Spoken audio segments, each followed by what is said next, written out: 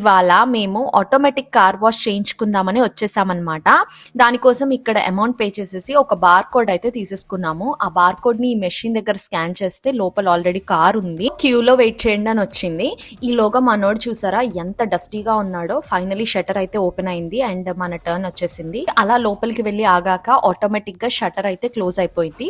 మీరు చూస్తే అక్షయ్ కార్ లోనే ఉన్నాడు, అస్సలు బయటకి దిగడానికి ఉండదు. బికాస్ మెషిన్స్ ఆటోమేటిక్ గా వాషింగ్ బ్రషింగ్ అన్ని చేస్తాయి కదా, సో దిగితే ఇంకా మన పరిస్థితి అంతే అనమాట, మనం తడిచిపోతాము. కేసు ఏదైనా మెషిన్ వర్క్ చేయడం ఆగిపోవడం కానీ ప్రాబ్లం వస్తే తప్ప బయటకు దిగకూడదు. అందుకే నేను ఇలా బయట నుంచే చూపించడానికి ట్రై చేశాను. మాన్యువల్ కార్ వాష్ ప్రాసెస్ ఇక్కడ ఎలా ఉంటుందో ఆల్రెడీ లాంగ్ బ్యాక్ వీడియో చేసి పోస్ట్ చేశాను, అది చూడకపోతే డిస్క్రిప్షన్ లో యాడ్ చేస్తాను, చూసేయండి. అండ్ ఆటోమేటిక్ కార్ వాష్ కి వచ్చినప్పుడు మనం ఏం చెయ్యక్కర్లేదు, just in and out car drive చేయడం తప్ప అన్ని మెషిన్సే చూసుకుంటాయి. So please like, share and subscribe. Bye.